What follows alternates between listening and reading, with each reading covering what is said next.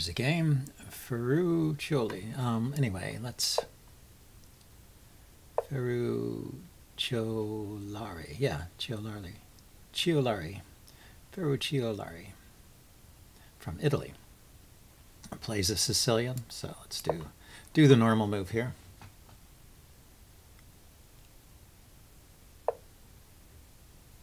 Okay, e6. Respectable Sicilian line. Let's see what variation he goes for. He's going for the con. So this funny move, bishop to d3, is really the main move against the con Sicilian. I think the idea is this is a good post for the bishop that you don't normally get to use in a Sicilian, because normally there's pressure on the knight here on d4. But he didn't play the Taimanov, which would have the knight here already, or other Sicilians. And at some point this e-pawn might come forward and open up the bishop along this diagonal. So let's just castle.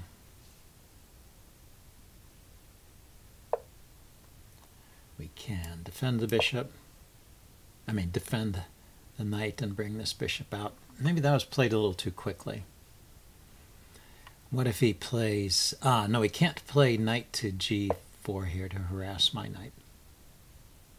Okay.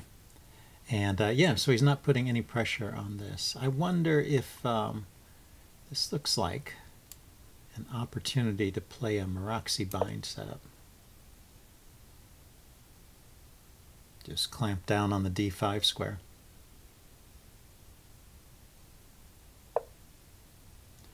And drop the bishop back to d7. So we did gain a tempo there, but well, let's just see how this unfolds. Let's keep developing. If I was going directly for a Maroczy bind, I would have just placed the bishop on d2 instead of on d3. So maybe this is okay for black. Maybe he somehow gained a tempo against other Maroczy bind setups. But I haven't had to play either f3 or b3, so I've been able to develop my pieces quickly. Now I need to play b3. He's got pressure on the c-pawn, and I want to play rook to c1 and set up the typical kind of tactics with knight to d5.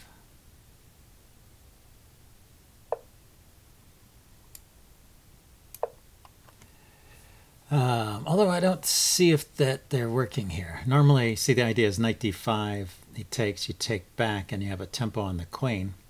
And this pawn is sometimes picking up a piece immediately. But in this case, it's doesn't seem to be gaining anything.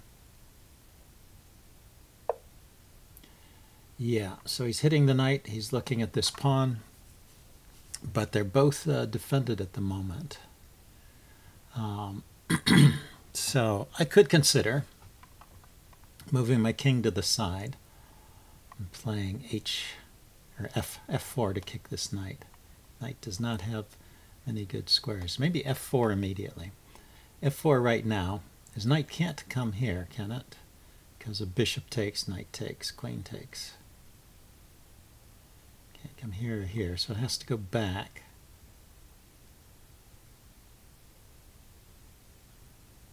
And then I can worry about whether I need to move my king off of the g1 square. So yeah, so we went back. So this should be okay. He hasn't castled, and I'm ready to open up the center here.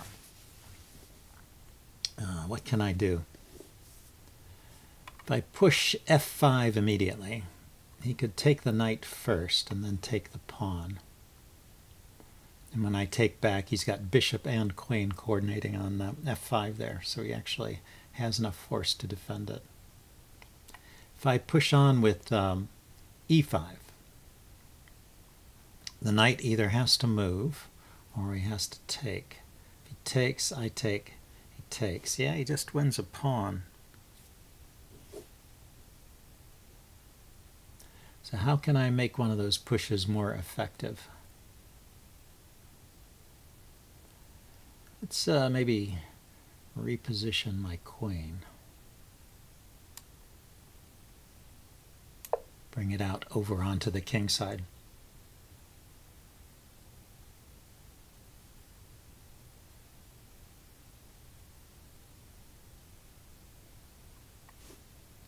And see what he comes up with here. Okay, so he's preparing to castle,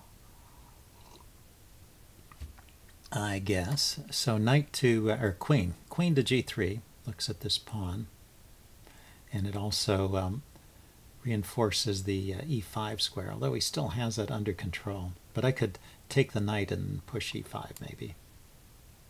So let's start with queen g3.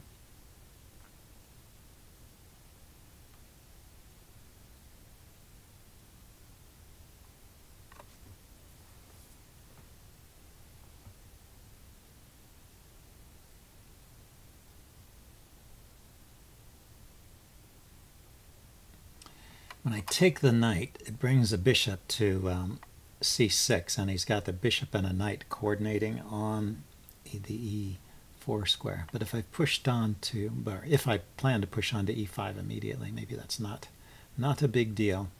And it will push this knight away from defense of his king side here.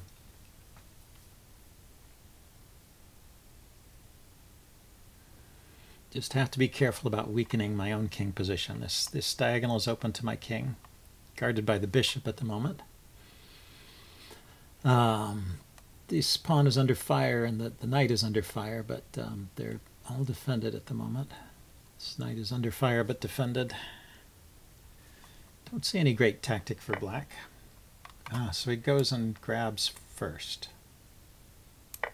Well, that brings another piece to look at the e5 square. So this e5 push is looking good.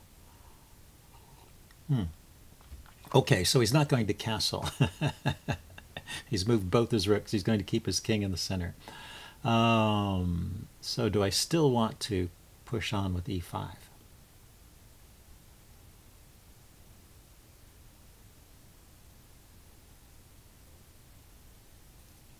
Well, what is his response after e5? The knight can't go here or here or here or here, so the knight has to go back. Oh, the knight is trapped after e5, isn't it? Isn't that just winning? And the rook, sadly enough, is blocking the one square the knight had to go back to. Well,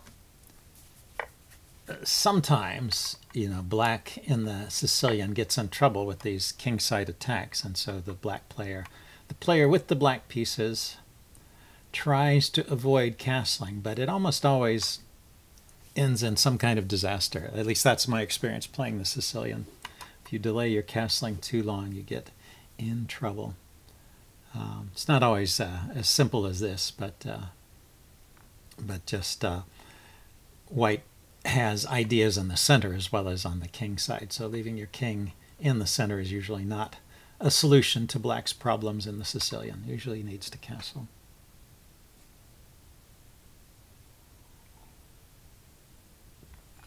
So we can see he's looking around for a place for his knight and did not find one. He gets a pawn this way, so he gets something. And guess he'll try and make do with that. So what's the best way to proceed? He's still pretty weak over here on the king side, but he has a pair of bishops. I have a pair of bishops too. If I could coordinate on the f7 square, that would be good. See, this is protected. This is under fire. I should take care that I don't lose my bishop.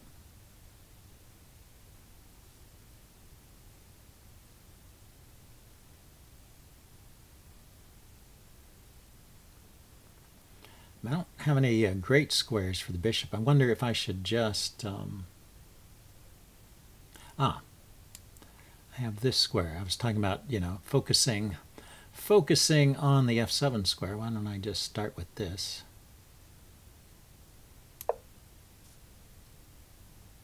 he plays g6, I can retreat the bishop, and I guess I've created some kind of weakness over there.